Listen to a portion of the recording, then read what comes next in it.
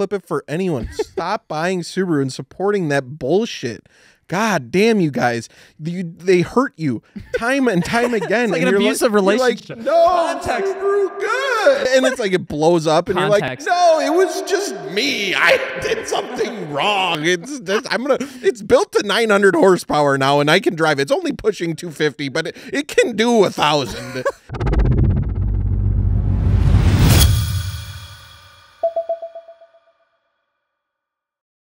All right, so we are back for another episode of the MartiniWorks podcast. Thank you so much for tuning and listening in. We are back with Dakota. Hello. Hi. Still not employed by MartiniWorks, so calm your shit out there, the 6 of you that are watching. But hey, how's everything going between last week and this week? What's changed besides 28 inches of snow up here in Wisconsin? Man, there has been a lot of snow. My basement leaks and there's a lot of water and it's melting and raining and it's a combination of shit. Other than that, we went to Virginia and that was beautiful. That was wild. Nice 50-degree weather, driving some JDM cars. That was sick. That was nice. I needed that. Yeah. Shout out to Driver Motorsport. If you guys have not heard of them, highly recommend that you check out their website. They sell out of their cars very, very quickly, but they're different. They focus on more of the VIP, four-door, kind of more unique and way more affordable JDM cars that you can jump into nowadays. Like you can find Presidents and Centuries and things like that for like 11, 13, 15,000 versus nowadays it seems like what, 40 grand, 50 grand you got to dump on a car if you want something that has a steering wheel on the it's really cool to see like all the other stuff out there that isn't like maybe, you know, way out in like the social media land and like, you know, super sought after, but like there's still really dope cars and you can get them for pretty cheap. And you got to drive a Century, Yes, I the did. top of the line Toyota Century. That was some sort of luxury I didn't know I needed. Yeah, if you guys don't know, the Toyota Century was like a Toyota's flagship custom chassis car. What was your favorite part about that thing? Because that thing had a V12, didn't it? Yeah, 5-liter V12, making roughly like 270 horsepower. But it was smooth. It was smooth. No, that thing was beautiful. It was like driving on a damn cloud. And it was even on some like old like Blitz coilovers too. So like, And it rode really well. and it was on some like really small tires. Like they had some like big wheels and stuff on it. And it looked amazing. It had, I can't remember the name of the kit, but it's a really rare kit for the car. was So- Who made kits for Auto those? Couture. VIP yeah, Auto, Auto I think- Couture Yep. had the kit, and it looked great. It was all paint matched. It was beautiful. It really, Kooky like, headlights. yeah, because like those cars from the factory, I mean, like they're baller, but they ain't that baller. Yeah. Well, they were meant to look like discreet, Right. not Yeah. grab attention. Yeah. That was the whole point. They were meant to be subtle. So they're kind of bland. from Yeah, the yeah. factory, But like the interior is gorgeous. Like the whole the whole time we're driving, like the front seat like floats like a big rig, and like the digital dash on it was so sick for like a 1997. Everything was power. million switches, massaging rear switches. The passenger seat pops down in the middle so the person in the rear can the middle of the recline seat. the rear seats and then stick their feet through and like basically lay completely flat. It's And you can get It one was of dope. these for the same price as a Nissan 370Z. pretty much. Like a 2015 Almost 370Z. less. Yeah, Yeah. almost less.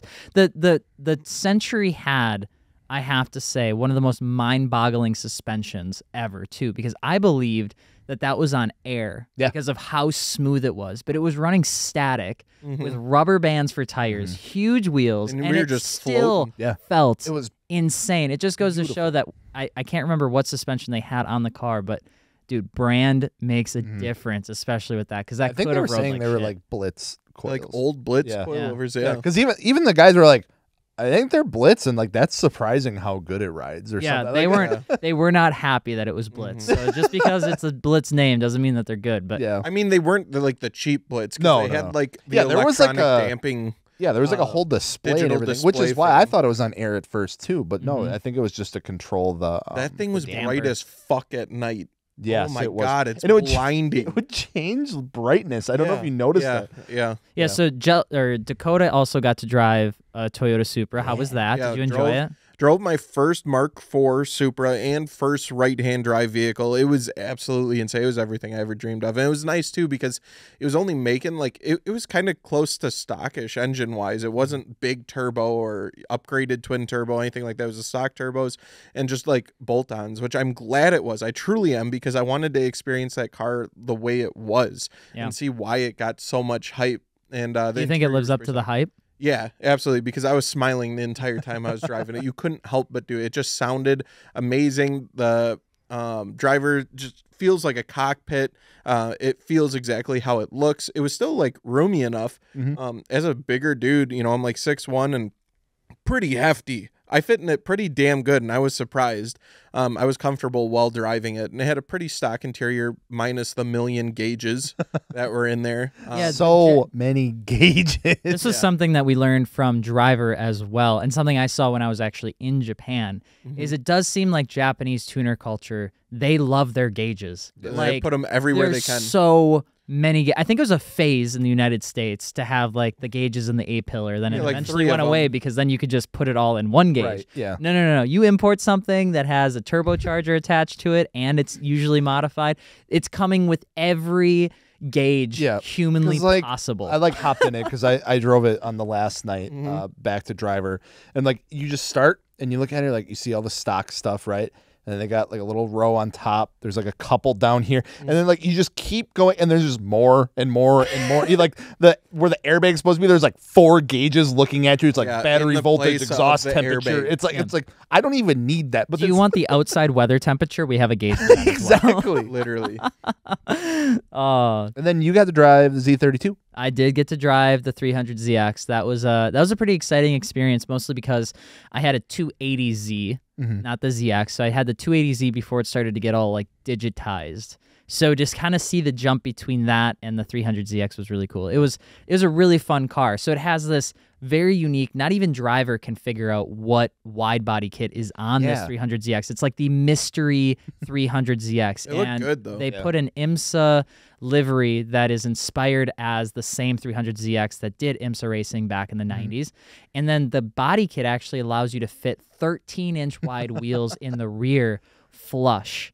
Like a beautifully spec'd, wheel and tire setup. That thing looked good rolling down the road. It was thick. a neck breaker. Yeah, it was a thick car. I absolutely loved it. It was a little bit weird to get used to because you can definitely start to feel when Nissan was trying to balance out, how much tech and weight can they put into a car versus how much do they want to shave to make it fast. So it definitely you could feel the weight in the car. I think the Supra probably did a little bit better with that, but it was a really fun car. Like, I really enjoyed it. Car. I'll tell you what. Century? The Century, you never even knew you were shifting gears. It just, you were there. No, it didn't. Like Dakota pointed out, it's like, smooth. I have not felt this thing shift or downshift once. I'm like, I think you're right. And I paid attention. You never notice. The craziest thing about the Toyota Century, though, is if you buy one, look at the dash.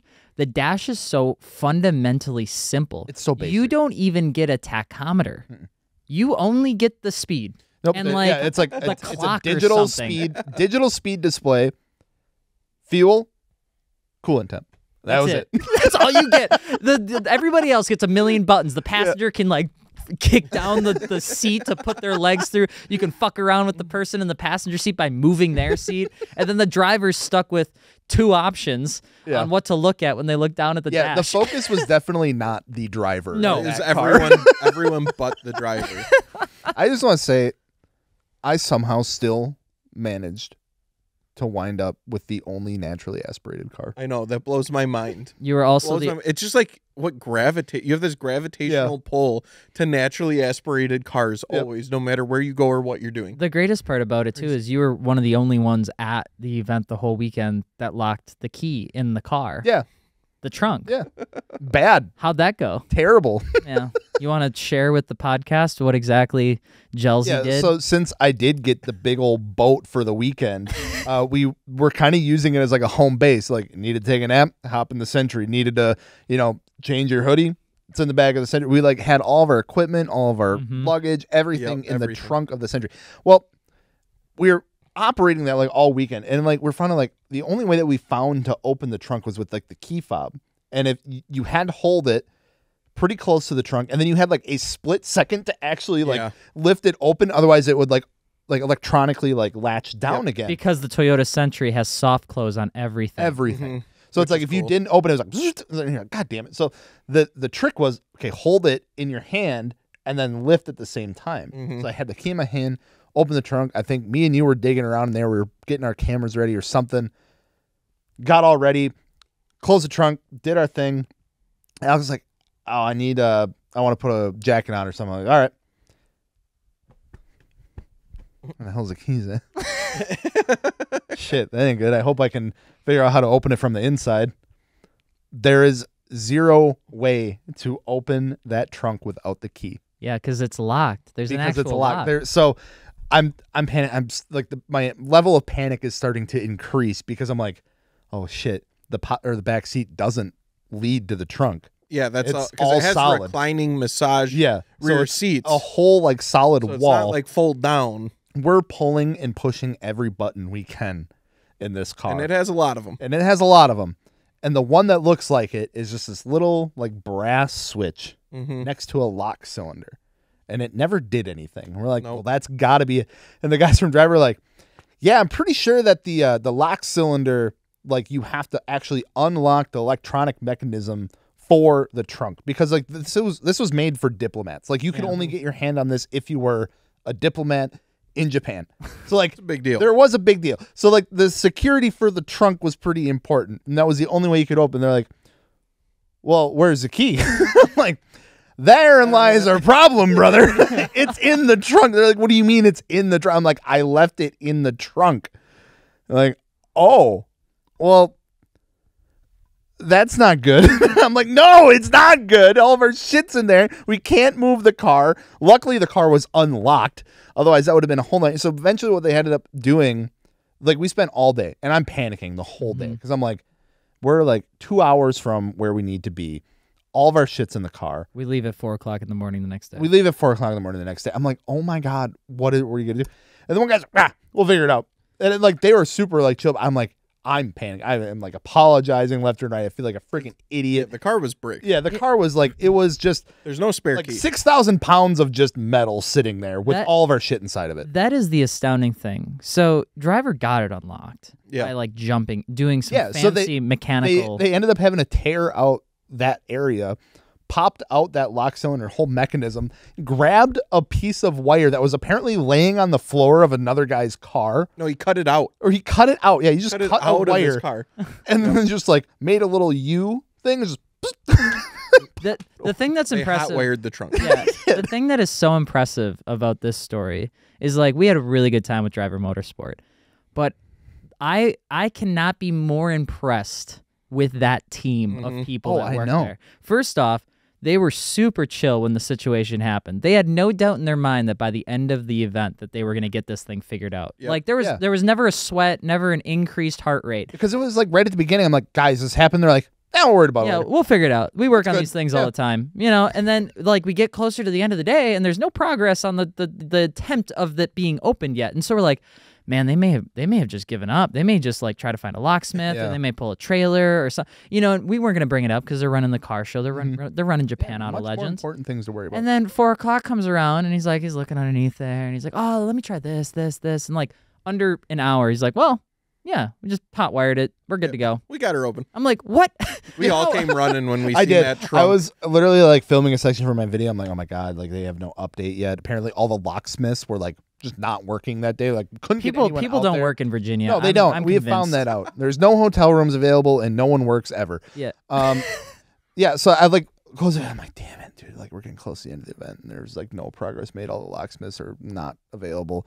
And I like put the camera down, I look over and I see the trunk just go whoop, and I'm like, oh, and I just like sprint over there. If you guys want to see the whole video of us going out to Virginia International Raceway, it's on Alex Martini YouTube channel. We'll also have some shorts and stuff out there as well. So just take a look at it. It's an awesome video. Yep. I also have the vlog of my perspective as well on my channel. There you go. From me panicking the whole goddamn day of locking the keys in this really nice car. But you got to admit, like, being there and seeing the tuner culture, because Japan Auto Legends was specifically focused on the JDM tuner culture, it was wild to see the quality of cars. There was some and things really that were there. caliber cars there. Cool cars that we normally don't see. Yeah. It kind of goes into the conversation though, because I know sometimes people give social media, a bad rap for ruining, the car scene. It's about views and popularity contests, blah blah blah blah blah.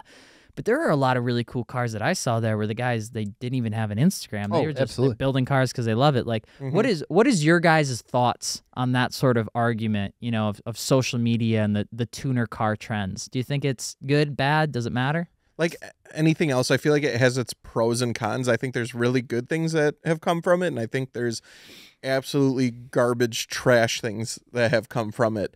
And it's hard to find a in between with it, but I don't know. I've gotten so much positivity, and I mean, it's literally like our job. So I'm not going to talk down on it too much, but it's just like anything else in the world where you'll have your negatives with it and you'll have your positives.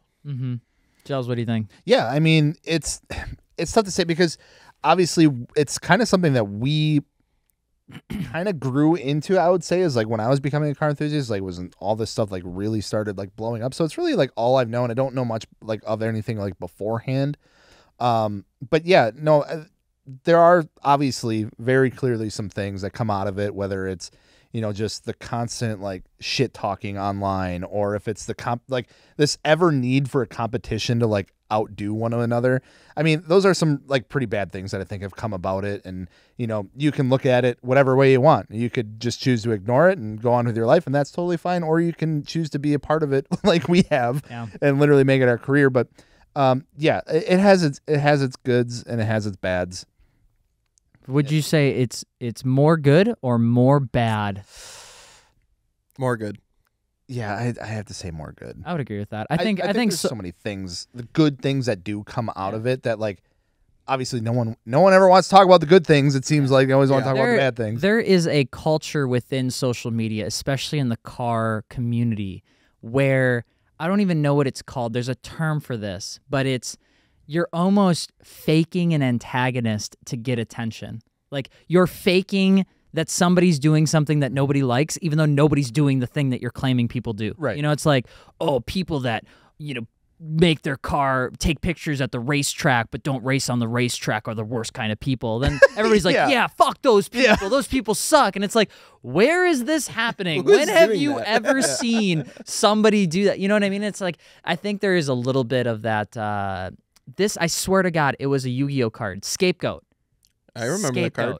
I mean, Yu-Gi-Oh card Scapegoat. That's a legit. It's also a term. It's also a term. I think the term started. The term. The card. Yes, the term Yu-Gi-Oh started. really changed. Bro, the reason I remember was because the Scapegoat Yu-Gi-Oh card was like dope. It was fucking cute too. It was cool, and they had four of them. They were different colors. Yes, holographic. Yes, oh, I know. I had it. That's how I remember this. I think there's a lot of that in the social, you know, automotive space. But I think the tuner culture, for the most part, gets the most flack too, just because it is also the youngest, you know, culture out of all of them. You know, you don't see 42-year-old Dan with his C6 Corvette on TikTok. What I think it's done is it's also given a platform for people to just post all the shit that they do all the time and whenever. And it's like, it just hasn't been that accessible before. People were still doing this shit like back in the 2000s. Yeah, absolutely. It just, you didn't see it. Yeah. Like, I would agree with that. It's funny though, because it's like, if you get worked up about people talking poorly about your video or something that you're doing to your car, I have some really great advice for you. You should not give a fuck. Like, you should just keep doing it. Do it for you. Even if you make mistakes, even if you do it wrong, the people that actually care about your well-being will send you a message or a DM if they do think you really are doing something wrong. They'll be like, hey, by the way, you installed your seats wrong, or hey, you know, this is how you want to install your harnesses. But if people are just giving you hate, or every once in a while they're just arguing with you to argue with you, don't lose any sleep over it. As somebody who has religiously lost sleep over it when I was young, going into it with WCEC and stuff like that, it is not worth it at all. I'll post videos now to this day, having a decade of aftermarket part experience, breaking shit, doing things the wrong way. I can post like an objective fact, and people will still argue with me about it being true. They'll argue about anything, Don't be fucking arrogant, though. Like, if someone comes in and be like, hey, you should really maybe torque your wheels a little more, or like, you know, maybe make sure your seat, like, if they have some like actual like concerns or like criticisms about it, like, don't be arrogant about it. Totally agree. Like, you'll be able to tell, though, typically when people are giving you that feedback. Like, I remember one time, this is a great example, there was a guy over in Eau Claire that was giving me a hard time. We talked about racing harnesses and how I got really upset because he kept telling me that it was installed wrong. You know, at the end of the day, they were installed wrong, you know? And it's like, if you do have a bad accident on poorly installed racing harnesses and you compress your spine because of it, because it's not set up the right way, like, that's a very dangerous thing and real thing and very real thing that can happen in a Mazda Miata, you know? So it's like, you sometimes also have to be open to the fact that when you're reading a couple comments, I'd say like 80% of the negative stuff is almost always trash, and maybe 10 to 20% there might be something in there, you know what I'm saying? So just, you know, just don't take it to heart. Yeah, and I think you got to remember, too, with younger enthusiasts and people just getting into it, obviously they're not going to know everything. Everything they're doing is the first time they're doing it. And a lot of people, like me, too, I didn't have a background in cars. I didn't have family that was into aftermarket cars. I was the only one that was doing that kind of thing. So when I went into it, I was blind. I did stupid-ass shit. I had no idea what I was doing. So you don't need to be an asshole to those people right off. No, absolutely not. And I think that's the biggest thing, is just don't be an asshole. Yeah, if you ever think you're the biggest fish, there's always a bigger fish. Yeah. So it's like, just kind of and maybe it's just personal opinion. I adopt that mentality because it makes it easier for me to kind of work within the whole community, right? To like learn and grow and teach and do those things, because like we're always learning, we're always growing.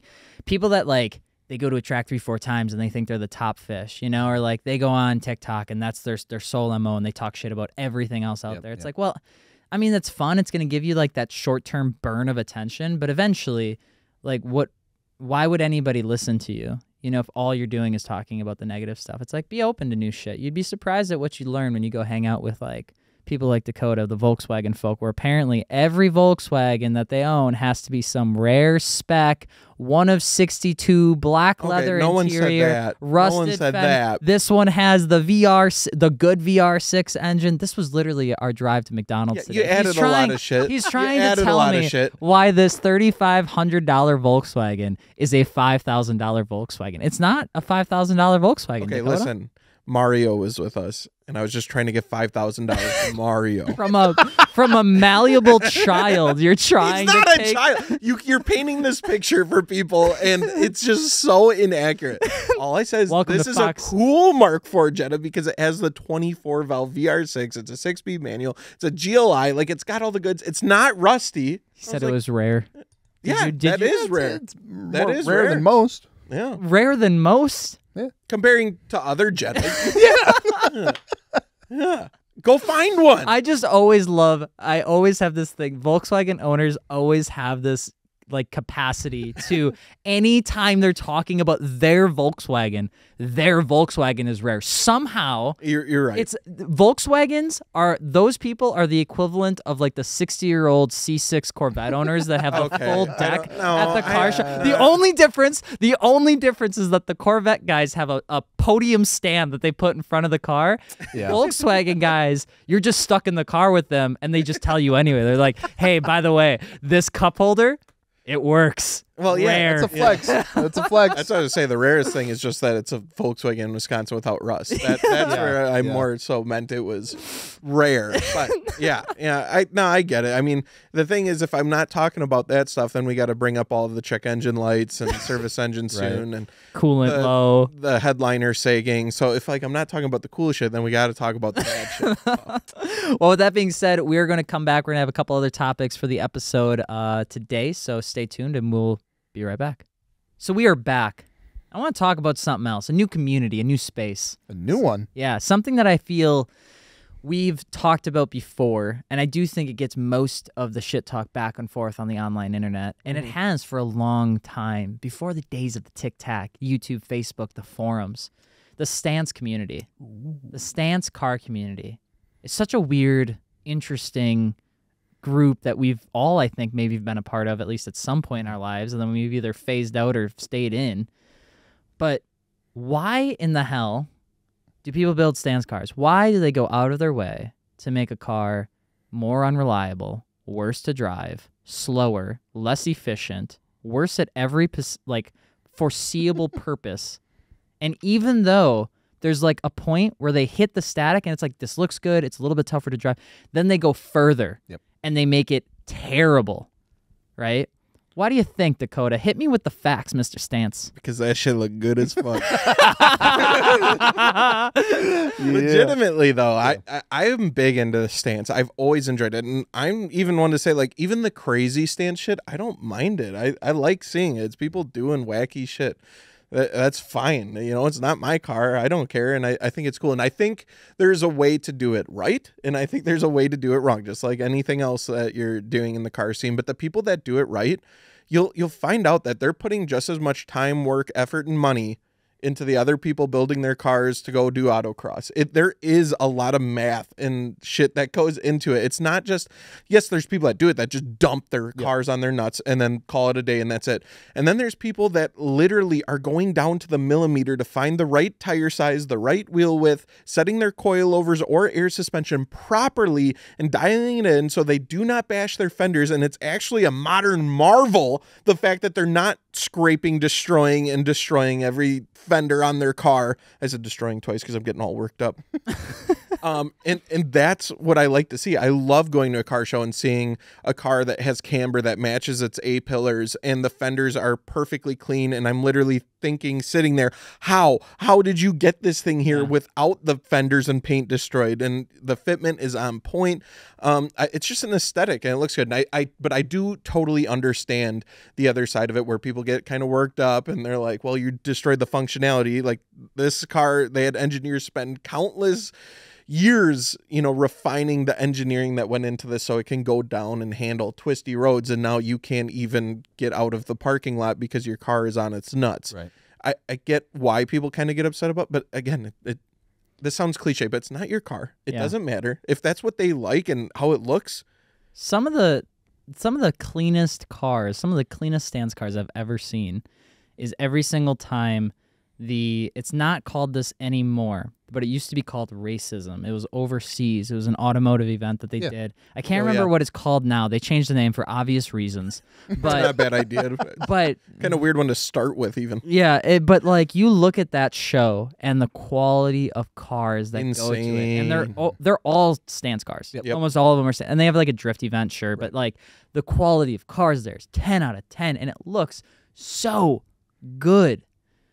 Is there a group within the stance culture that you think maybe ruins the whole thing, though? Because I think one of the things that, at least for me, I've seen every once in a while is like because driving a stance car is harder, or maybe it requires a little bit more of that, or like you're balling around on some, Suicide Boys music, that all of a sudden there's like a chip on their shoulder that their static car is cooler than anything else on the road. Yeah. 'Cause I've seen that before. Yeah, absolutely. Yeah, I think that 100% exists. And that's why it's like, for me, it's not like I hate a certain genre of car culture. I just look at each car individually and judge it for what it is based on that. I don't group a bunch of cars into one subculture and then say, I hate that entire subculture. I don't think I do that. It's hard to do because there's always going to be like exceptions. That's what I'm saying. So it's like, but you're right. There is people that ruin it for other people, again, with anything that falls into anything. And I've never really thought that heavily because being more into the stance side of things, when I got into cars, everyone I met was cool as fuck. I have a controversial question. Fire off. Out of context answer too. Shit, so already? we're getting ahead of the pack, but this is I have to ask it now. I want to elaborate. I have to ask it now. Okay, but I want to elaborate. You get 2 sentences versus 1. Here's the question regarding the stance community. Sure. Would you rather give first place to a car that has perfect stance but is running rep wheels and shit tires? Or would you give first place to the same car running real wheels and good tires but wonky stance? I mean, if it's a stance car, you got to give it to the car with the better fitment and the better stance. So the rep wheel owner would win. If anything, the real wheel owner should have no excuse not to have good fitment because that's the whole goddamn point of getting the real multi-piece fucking wheels. Is to build them to your fucking specs. So if you show up with whack-ass fitment, real-ass wheels on a stance car, it's pretty fucking counterproductive. I think Joe's still the best. Dakota? It would hurt to give, someone with bunk-ass wheels, bunk-ass tires, and good fitment, it would hurt to give them an award. But would you? If you're comparing it against something that looks like ass, it looks like ass regardless of what wheels it's on. So this is a real argument. I know it as is. Somebody yeah. that's hosted car shows, I have had people get upset with me because we've given awards for best fitment on a BMW on a Euro to an E36 on VMRs because that VMRs are a rep wheel brand, and not the bunky, conservative, secondhand BBS LMs that they bought off Craigslist for $1,200 that are sunken into the fender by like half an inch. Right. And people have gotten really upset about this. They're like, how could you give that to the fake wheel owner? And it's like, well, because it's the fitment, it's the stance, the whole car. This one looks better than that one. I got something for that. It's the same mentality of if there's a Lamborghini sitting in front of me and it's modified, and then there's a Honda Civic in front of me and it's modified.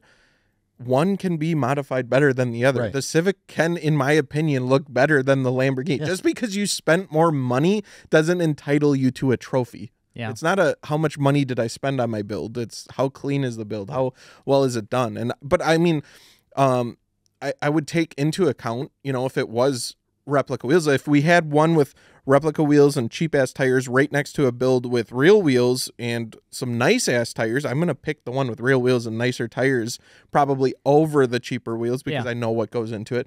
But when you're comparing it and it's two different things, one looks like ass, one looks decent, that's two different things. But it's the same thing as like, I'm not gonna look at a Lamborghini and drool over it if it's stock, and then there's a fucking modded out really nice Civic that's like period correct. I'd probably be breaking my neck over 100%. that over the Lamborghini, to be honest with you. You bring up a really funny point, and I don't know if it's like hypocrisy, but my interest in period correct tuner cars and builds are growing astronomically. It's almost uncomfortable how much I love cars that are like built period correct these days. And then I realize, you want to know who else loves builds like that? Brian. Old people. Brian from Top Right, he's kind of old. Old people. Man, you go back and they're like, this is a one-on-one. This has got matching VIN plates. It's got the now it's OEM okay to talk windows. Like that. When I do it, you don't like it. When some old fuck does it, then it's cool. It's just, it's funny how it's like that interest is coming. At least it's coming to me, at least. And it's like, oh no. No, it's like, I think we all can always appreciate it. Yeah. I mean, I still fucking love wild and crazy cars, but when there was that it was like a 3rd gen Prelude at the show we went to, Japan Auto Legends. Yeah, and like it was pretty much, I think it was on like lowering springs, but like it was immaculate. Yeah, and I was like, damn, this thing's sick. Alex, I'm curious. Oh, go. I want to hear your opinion on like heavily cambered, low as 1 inch off the ground or less cars. What do you think? You're just saying that because you saw me peeking at that one guy's pink vert and looking at it questionably at Japan Auto Legends. Yeah, I think we all looked at it questionably because it was like, hard to what miss. is this car? But no, just in general, I think there's a lot of differing opinions on that kind of stuff. I'm just curious what you think. So, for me, it's kind of like how do I explain it? I'm going to set myself up for failure by saying this. It's almost like I look at it from guilty until proven innocent on those kind of cars. And let me explain why. Okay. I have a really tough time liking those overtly exaggerated cars of any kind, no matter where they come from, no matter what type of car it is. The extreme camber stuff is no different to me than sometimes the Bosuzoku style that comes over from Japan. Shit. The excessiveness, my build, I'm not a huge fan of it, of any kind. So for me to learn to like it, the car or the platform, I need to learn about the owner. So if I have a good conversation with the owner and I can kind of hear about what he's doing or what he's done, and I can learn more about the car, I can learn to like it. Yeah. But off the cuff, like off the right on, when I see it, it's not my first choice. I wouldn't build one like it. I wouldn't run one like it. I have enough unreliable pieces of shit that don't have that. I would hate to add 7 more variables to make my car even worse off. And a lot of times I'm surrounded by cars that haven't done it right. They're running this super extreme camber setup, and their fenders somehow are still shitting the bed. I do not understand it. So the cars that are super excessive, I've always said this, the more excessive your car build is, the higher level of expectation I have for it as like a judge or as even a person that's looking at it. Right. Because you've chosen to go above and beyond everybody else, so you should be better at it if you're putting it in a position to be criticized. Right. So the one I saw that was at the show this weekend, I didn't like it initially. Then I met the owner and I actually started taking a real good look at the car. And there were some things that I still would have changed on it, but there were some really cool things that he did to make it work, to try and get that quality to put back together, considering how extreme of the wheel setup he had. And I learned to appreciate what he put into it. But no, it's not my first choice. Gotcha. Yeah, I think that was a good answer. I'm very similar. Again, like I like stance shit, but I think it has to be done right, and it's unique to each individual build. There might be one that's completely cambered out and dumped, and I love it, and I think it's the dopest shit, and then there might be one that I hate, and I think it's absolutely stupid. I mean, the way I look at it, it's no different from like the early 2000s stuff. It was focused on different areas. Like, because you still had your absolute extremes from the show scene back then as well. You had people fiberglassing their entire interiors of their cars with speakers and subwoofers molded into every fucking orifice everywhere. TVs and the headrest in the seat, everywhere. So it's like, if we were back then, we'd be talking about that. Yeah. And it's like, I think and then like the body kits back then were a lot more aggressive, but then you had your people who were like, oh yeah, I want the aggressive body kit, but they went with like maybe a replica body kit. Maybe it didn't fit as well. Maybe the paint.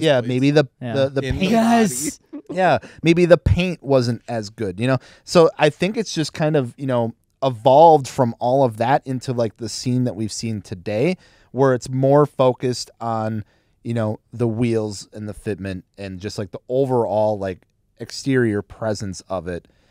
Where people are, instead of going extreme, now there's cases where people go with everything, but like, it's changed from going extreme with the interiors and all that kind of stuff to, no, we haven't touched the wheels. Because you look at fitment from some of those cars, like in the early 2000s, they didn't really give a shit about that. Like it was all everything else. They were tucking. Yeah, it was all everything else. So people are like, hey, what if we made the car lower? I mean, the wheel's a little bit wider. There's a lot of the Japanese and then it just styling too. And then it just kind of evolved, and I think it's gone from there. So I think the same things apply. Like, it's one of those things where it's like you're going to use your own bias automatically seeing it. So it's like, holy shit, that thing's running like negative 20 degrees of camber. That's insane.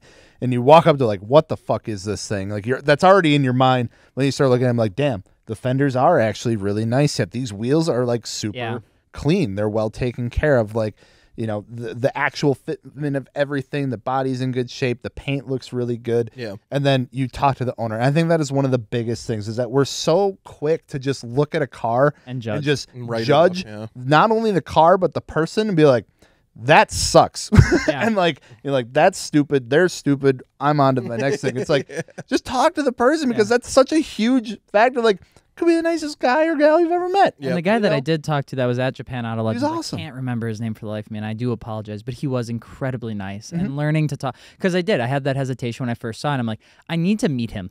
That was like my first thought, is like, I need to meet him or talk to him and figure out, like, I need to learn more about this car before I go off, because I want to understand it more. And I think, everybody has their own it's okay to have an opinion, right? It's like, sometimes I feel like I'm gonna get shunned when I say I'm not a huge fan of the Bosuzoku style, those widened, the polyurethane, the fiberglass style fenders, the front lips that come from Japan. That I'm not saying I don't respect the craft or the amount of work that goes into it. I'm not disregarding everything that goes into it. I know how those are built, probably more than people that say that they love it know how they're built. It's just not my taste. This is the one thing I'm just not a big fan. Just like people don't like the wing on my car. It's different for everyone. It's okay. Yeah. It's okay. It's just, I have an issue when people show up in a clapped out Accord on some real wheels with bung fitment, and the fenders are all bacon. They hop out and they immediately go start talking shit on cars that are in the show while they're not in the show. That's the part. That's where it gets a little. You want to talk about me stereotyping, and I try to not stereotype. It's like I can feel it. I can see it on the internet. I see the person buy their first set of like 6th offhand work VSKFs in some basic ass fitment, and it's like, I swear to God, if they make a post talking shit about somebody's face, and sure as shit, a week goes by and they're on the forums talking smack about some, like, I don't know, Genesis on ESRs talking smack. It's like, bro, oh my God.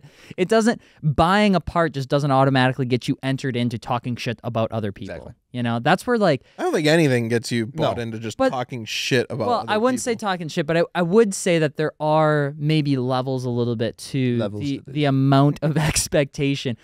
That's why a lot of times people say not every show car can be a race car, but every race car can be a show car. Yep. Because once you get into that level where you're like, you're racing your car and you're taking and you're using it, you almost do get a little bit of that pedigree, I guess, where it's like, well, you are kind of working on the cars, you are kind of driving the cars, you are building the cars, you are racing the cars. For the most part, those guys are doing shit right because they literally have to. Right. The wheels have to be inspected. They're trying to run a wide tire. They're putting aero on it so they can get a better time, and they're dialing it in. Like, that's why I think that saying kind of exists for the most part. But again, there's people that aren't at all, and that's going completely wrong. But yeah, I think all cars can be. All cars good. can be shit too. And they all can be I mean, it's true. All right. It's true.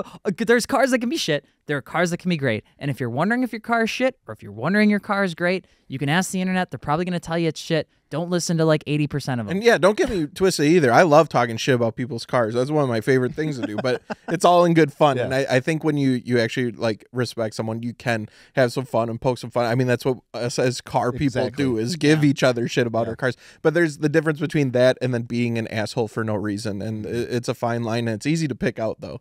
Yeah, you can very quickly tell who has a chip on their shoulder and who's doing it because it's fun. Right. You know what I mean? So I totally agree. I'm trying to think of what else to talk about with the 6 minutes we got left. Sorry, Steve, you're going to have to cut this part out. I mean, we can just cut to a break and then go to the last subject. Yeah. Cut to a break right now. All right, we're back. And I got a subject for you guys to talk about a little bit here. And I think it could be beneficial. Really? I wish someone would have told me. The internet did tell me. What are some mistakes new car enthusiasts make when they're getting into cars, buying their first car, modding their first car? What is some stuff that they just mess up, and we see it time and time again? Maybe we did ourselves. Yeah. Most of the mistakes that I can remember are just mistakes I did. I think I could relate almost all of mine back to one thing, and I still deal with this. What is it? Patience. Yes, 100%. Yeah, literally 100%. everything. Yeah. And it's literally it's installing it. I need more patience. Saving up for the actual part. Need more patience. You know, just anything like that. It's just patient. We all are excited. We all want to get the cheap part because that's what we have money for. We all want to install it in an hour so we can go try it out. And we don't know what the fuck we're doing. In reality, you probably should have spent half a day on it, and we spent an hour, and we put it on with the wrong tools, and it's all finger tight, and we go blasting out.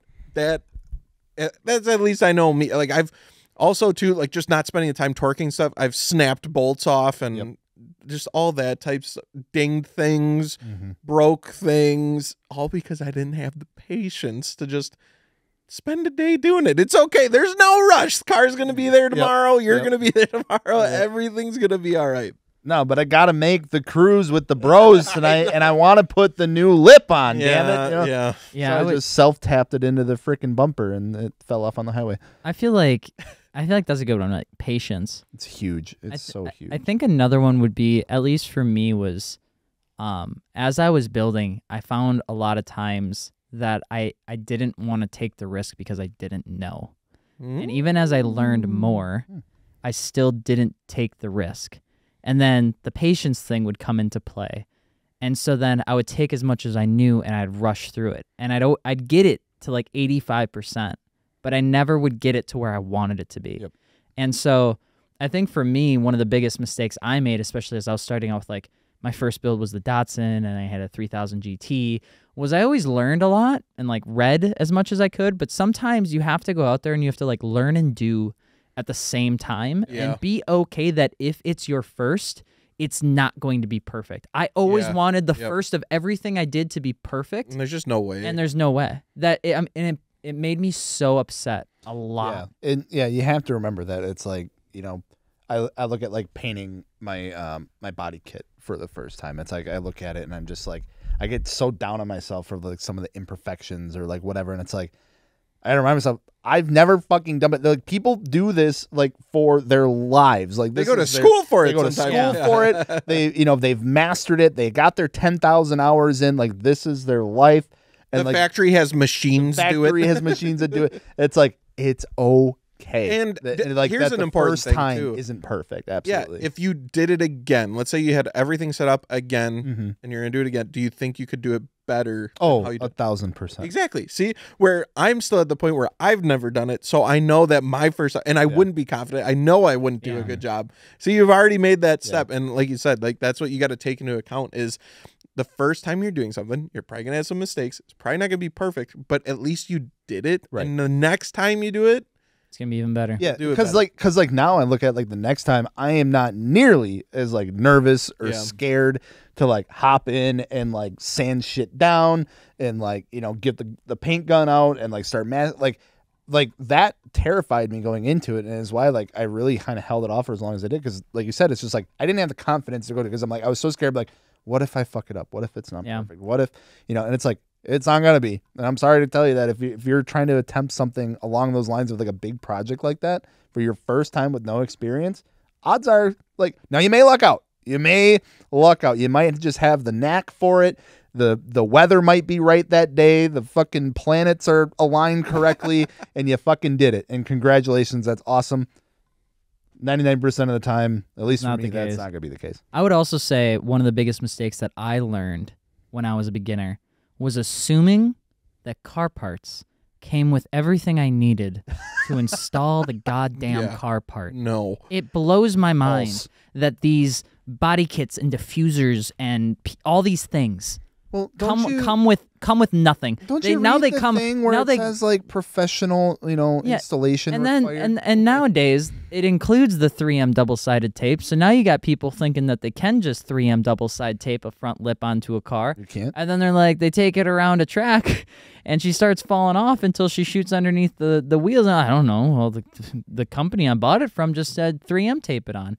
So I would say one of the things I did after, because I made this mistake with my Datsun, was not having the right bolts, not having the right hardware, and then not having the right gaskets. And I learned the value of buying just lots of different types of bolts, lots of different types of washers, lots of different thickness of gaskets. Like small gasket pieces, universal.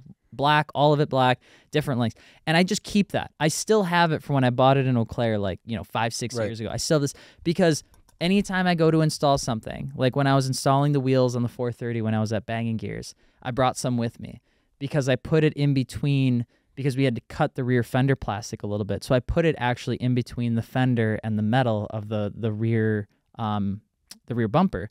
So then that way I can cut it and it still looks nice, and now it doesn't rub. Like, you'd be shocked at how many times like those little tiny pieces will save you a ton of time. Because I used to go get a part, go to install it, has 50% of the parts are not the right parts you should actually use, and I would just try to make it work. And it's like, no, you're gonna have to go to Home Depot and buy a bunch of random stuff, figure out what works, learn, be patient with it, invest in a tap and die set, because you will 100% need it. I feel for you when you need it, but I still use. This is gonna most controversial thing I'll say all day.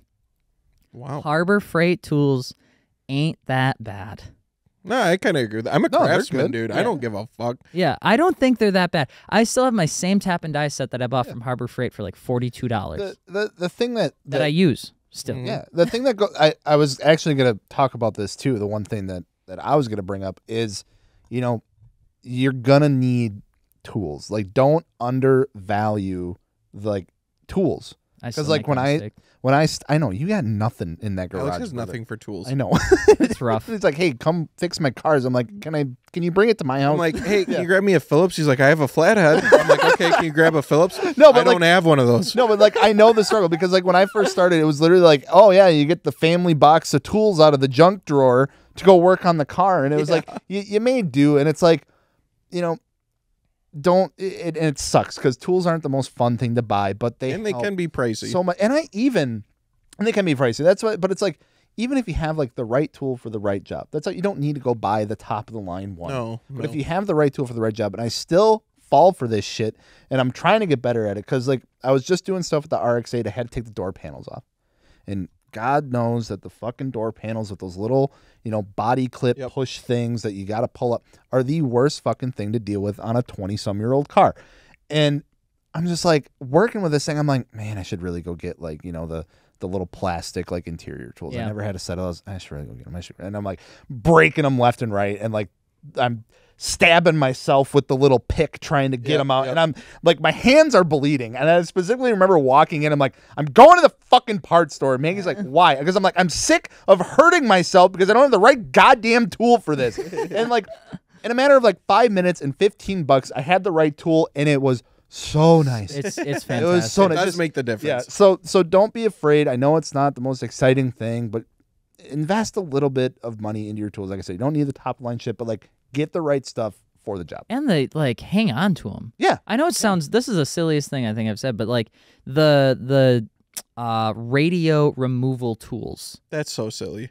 The pieces for the B7A4. Oh, I've heard you say this.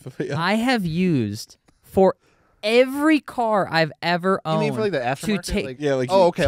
To take out on the things were specific to the B7A4 because I had a B7A4 Avant that I was yanking the radio out. I have used that same key to take out my Datsun radio, my Ferrari radio, my Audi R8 radio, my E55 AMG radio. Why did you take out the radio in your R8? Right? You just get a car, take the radio out? Well, you know, there's a couple things. Some no radio, weight reduction. But like, you'd be shocked at sometimes those tools, like they last a long time. Hang on to them. Even though I only have like 12 of them in my garage. Like the ones that I do have, I've had out of pure necessity, and I've never let them go. And it's a good thing. Be a hoarder. Yes. With tools, I think with tools. And if you want to save a lot of money, I 100% stand by this because tools are expensive. Yeah. With tools, go find like an auction house. Go 100%. Find a garage sale. Go find an estate garage sale. Yeah. These things, garage sales are cool. They're probably the worst of the best deals. Oh. You want to make a lot. You want to save a ton of money. No, hear me out on this. You want to save a lot of money. Go to an estate sale. Go to a house sale, whatever it is. Usually go to an auction like an adult. Yes. And you will find, I'm not kidding, you will find massive toolboxes with tons of tools in them selling for $350, $400. And they're like $2,500, $3,500 toolbox sets. You might need to do a little bit of damage control, you know, find out which wrenches aren't there anymore and stuff like that. But you're saving a ton. You spend the weekend once you get it home to just organize it so you know where everything is, you know what you have and know what you don't have, and then you can just go buy a couple auction houses and like estate sales are like still the #1 underutilized way to save money. Definitely. I bought so many cars from estate sales, it's crazy. Yeah, I bought my grandma from an estate sale. You brought her or bought her? I bought her. I couldn't say it with a straight face. It would have been a very funny joke if I could. All right, it's time. Wait. I have one more tip. Check your fucking insurance on the car you're gonna go buy before you buy it, because as a dumbass kid, your insurance probably fucking nuts. So check that before you go take out your first loan on a crazy and then your car. Insurance is more than the car payment. Then your insurance ends up being more than the loan itself. See, that is why a lot of times people are like, oh my God, I want to get a B5 S4. And it's like, well, if you're 18... I'm talking a lot about Audis right now. Because I have a lot of history with them. But like B5 S4s, probably not the best car to own at 18 years old. People are going to want to save up. They're going to take out a loan and buy one. And it's like, your insurance is going to kill you. Off the gate, going to kill you. Maintaining them is tough. But if you're going to try and, if you want that without the cost, go find what other cars or other platforms have the same like heart. And a lot of times you'll see that Audi, Volkswagen, Nissan, Toyota, they all have other cars that have a similar power plant, same transmission, but they're in a 4-door or they're in a more, adult family-oriented vehicle. I picked up a C5A6 specifically because the B5 S4 was an additional like $130 a month in insurance. Jesus. That's sounds like you're playing Battleship over there. Yeah, also do your maintenance. Okay, I'm done. Done? Yeah, but seriously, do your maintenance. Like, not joking. Like, just do your fucking maintenance. Oil changes, fluid changes, tire rotations. B5 S4 hit. All right, sorry. I'm done talking about Audis. It's time. It's time for Out of Context. Oh, God. My favorite part of the show. Hates this series. Alex loves I'm not it. I'm quick on my indifferent. feet. I don't care. I am so excited. Out of telling yourself that. Out of context, right. Dakota, you first. I'll be here. Are you making me come up with the question? No, first? I'm asking the question. Oh, okay. First. I'm ready. I'm ready. All right. Need for Speed Most Wanted 2005 or any Gran Turismo series ever. Go. Oh. Yikes, brother. Dude, any ever? Watch your words, boy. Yeah, I'm literally going to get fucking murdered. Yeah. Gran Turismo. I'm sorry. That's fucked up. He set me up for failure with that. Yeah, he makes you seem like a bad guy because I can't explain myself. I can't go into certain things. It's out of context. It's out of context. All right. Gels, you want to ask one? I'm thinking. It's hard to just fire off these pass, and we want them to like hurt as bad as you hurt us. That's the thing. I know. So, Alex, let me think of one here. What was your first car you ever owned? 1989 Mercedes-Benz 300E. What the fuck? Bought it at an estate sale for $3,000. Oh, that's why he was talking about the estate sale. Was it a good car? What's that in today's money? That car would be worth like $3,500. Maybe. Those cars they're all Mercedes depreciates so bad. And then but the thing is then they just yeah. Then they're just the same price forever. Yeah, they drop from $150,000 to $5,000 and they stay that price forever. Yeah, it's perfect. It's absolutely perfect. Yeah, I remember Sean would always pick those up, and then he'd always brag about the window sticker, which it is insane. Yeah. Getting $100,000 car for $5,000. Anyways, okay, all right. I was gonna bring it back to Hyundai. Oh God. But just because I feel like that's Alex's soft spot. It's not yeah. All right. Wait, no, I got one. Okay, Jesus. Need for Speed Most Wanted 2005 or any Gran Turismo. You can't ask the same question. That was never a rule. Denied. That was never a rule. Denied. Unbelievable that you just asked the same question. You're not going to answer it? Would you like me to? Yeah, I want you to. Man. Yeah, it's hard, isn't it? Need for Speed. You're saying... I want the context because there's no fucking context. There is context. I can't do it. You picked it just to be the other side of the goddamn coin. No, I have a reason. Out of context. You got no fucking reason. All right. Joes, you've been thinking. Still nothing? I mean, to be fair, I asked the same question. Just ask Alex again. The problem is, like, I get so invested. Okay, no, it's my turn. It's my turn. What is worse? People that make the static lifestyle, like static life, their entire personality, or autocross dudes that think racing around in a 90 horsepower Miata is the best form of motorsport ever. Static. The static people.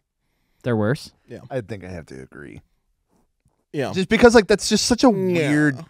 It's such a weird thing to just, like, dick ride. I don't know. Yeah. My car doesn't move when it drives down the road. He's giving context. Sorry. No context. That was it. I was about to start adding on to certain shit. All right, Alex. Yeah, we're doing this. Fast and Furious 4. Yes, okay. The fourth one. Uh-huh. Try to remember. I know it starts getting hazy after 3. It really does. I think that's why I picked it. Or the movie, I hope you've seen it, Born to Race. Born to Race. Charles too? Yeah. You'd say Born to Race? Yeah. I did like one sentence. I did like that movie. The Subaru race was awesome. Yeah. Yeah, I agree with that. It would. Yeah, I Which guess one? I can't talk too much. The Born to main car Race was a Subaru. Born to Race. Yeah, but okay. Alex, but there's a race. Yeah, I would hope the so. The whole movie's a race, brother. No, the movie's about there's like 8 races. A high school coming the end to is like... the drag strip race that goes over and over a bunch of different races. The beginning of the movie is a race. I have one. The middle of the movie is a race. I have one. Okay. You ready? Yeah. Yes. Did Donut Media build their Subarus wrong, or are Subarus just giant piles of Subarus shit? are giant pieces of shit, and they fucking suck, and they blow up every chance they can get, and we got to see it on the internet happen real time. Okay, I'm not going to be that harsh, but I'm going to say that it was not Donut's fault. Clipped it. Clip that, dude. Clip it for anyone. Stop buying Subaru and supporting that bullshit. God damn you guys. They hurt you time and time again. It's like and an abusive relationship. Like, no, Context. Subaru, good. And it's like it blows up and Context. you're like, no, it was just me. I did something wrong. It's built to 900 horsepower now and I can drive. It's only pushing 250, but it can do 1,000. This is a lot of context. No, because I want to go in. I could do a whole podcast by myself sitting here alone in this goddamn basement about why I think people should stop modifying Subarus. Gels? Hey, I'm here. I get so invested in I just start listening. I don't think. I just listen. What do you think? Oh, yeah, no, Question. I said. Yeah, he did. Yeah, I said that. Donut? No. That Subarus You're picking Donut? You said Donut built their cars wrong? Why No, do you I think that didn't say Donut built their cars wrong? Yeah, that's a weird thing to say. I didn't say that. Do you think it was James specifically that built it wrong? Or did James- Zach Job dupe the whole show? I will tell you, James going into that corner and choosing to perform the actions that he did in that car definitely did not help how to keep fair. that car stable. That man did exactly the opposite of what he should have coming out of that You're going to corner. have that on those bigger jobs. The thing I love was, James. the ending was inevitable. It was going to blow up. How many times? That was a great question. They should have started off. How many engines do you think we'll go through and then seeing how many they surpass? We should get a Subaru and How about a build it. Subaru and a bolt-ons. Hyundai? I want a stock one that hasn't been blown up, and then we have the internet all guess and bet when it'll blow up. And the person that's the closest or gets it right, they can fucking have the car. They win it. Blown up. We won't fix it. We'll just give it to them when it's blown up. Gels, do you have a question yet for Out of Context? Sure. I'll kind of. Yeah, that's fine. I'll kind of go off the Subaru thing a little bit. Yeah. Okay. All right. Remember, out of context. You can't keep giving context. I just wanted Stop. to. I wasn't Stop. explaining myself. I was just saying that they suck in long form. Go ahead, Kind of Gels. explain. Okay. Okay. Moving forward, every car that you own, would you rather have it just be, every bolt that you touch is going to be rusted to high hell and you're going to have to, just fight with it? Or it would be a perfectly clean Subaru that you never have any issues with the bolts coming out. You can work on it as much as you want. But it has to be a Subaru. For the rest of my life? Yes. So it's either I have a car and it's all rusted to shit, essentially. It's like impossible to work on because it's all rusted. Or have a Subaru, but I can work on it. Yeah, because it's super clean. Is this the only car I can own for the rest of my life? It has to have a Subaru powertrain. I'd rather have the rusted up bolts. Damn. Subaru doesn't have a whole lot going for him. Shut up. I only have I'll one say- sentence. I'll say You fucking traitor. Subaru. You fucking traitor. You giant pile of shit. There it is. What a little One fucking sentence? weenie. One sentence. I've driven really good Subarus. Okay. They're just really expensive. That's all. Yeah, it took a lot to get them there, and that's no shit. That's no shit. Yeah. What do you think, out of context, what is the most overhyped performance brand in the market? Overhyped performance brand. Like what? Like we're talking parts, cars. I would assume Parts. like parts. Like branded parts. Branded parts. Ooh. Intake, exhaust, wheels, tires, suspension. any brand that gets What's the most overhyped? Oh man, oh man. Out of context. Yeah, who do you want to burn bridges with? You right could now? hurt a lot of feelings. And this is out of context. I need to explain. No, No. you get a What's sentence. it fucking called? No compounds. I love you guys. No shade, but low glow.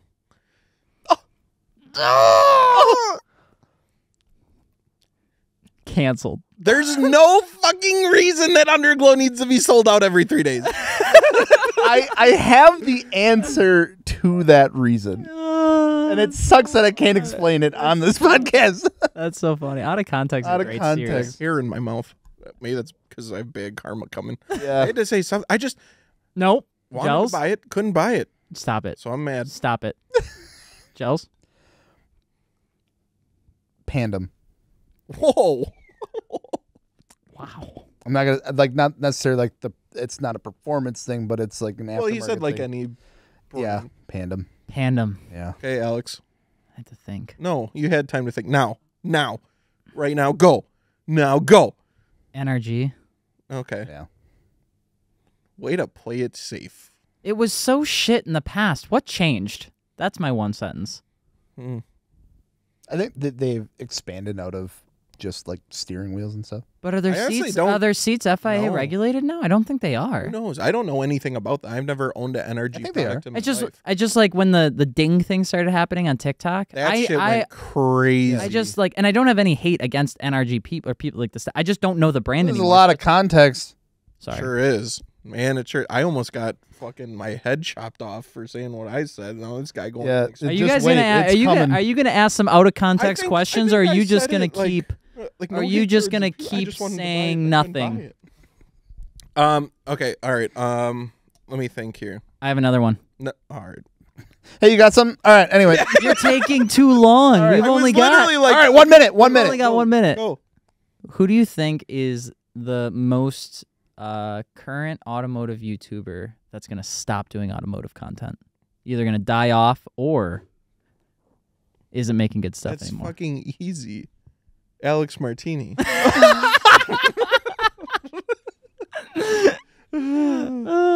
Out of context. Out of context. Tells what you got.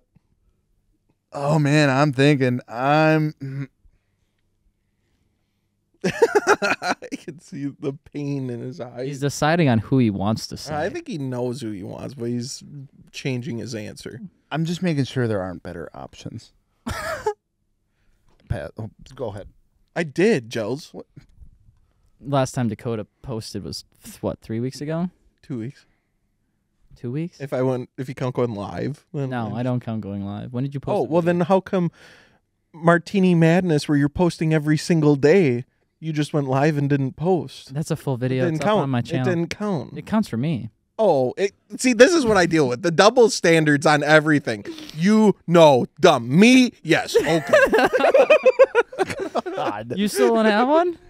Just say This is a scary question. It is. I don't That's like why it's it. out of context. I don't like this question. Are you like asking for consent to say no? Just say it. What's wrong with it? No, I'm thinking. Just say Alex Martini and we'll move on. Segment so I hate much. this segment. Hurts. Yeah, it's fun. It gets people riled up. Any last questions, Dakota? Because my brain's he defaulted to me.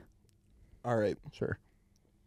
Would you rather, even both answers, would you rather go up to an old gearhead with his muscle car, it's all clean, and tell him his car fucking sucks? Or go up to a stance kid, broken hearts, and he's sitting all alone at the car show and tell him that his car fucking sucks?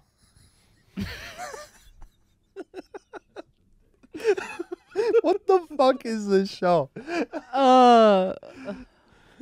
Hurry up! I'd rather go up to the old guy because it'd be fun. You're fucked up. That is You are fucked up. Fucked up. Jesus. Give me the young kid is gonna probably. The young kid hasn't gone through life yet. The old guy has. That's all I gotta say. That he fucking sucks a couple times. Yeah. But he's adding context. Give an answer.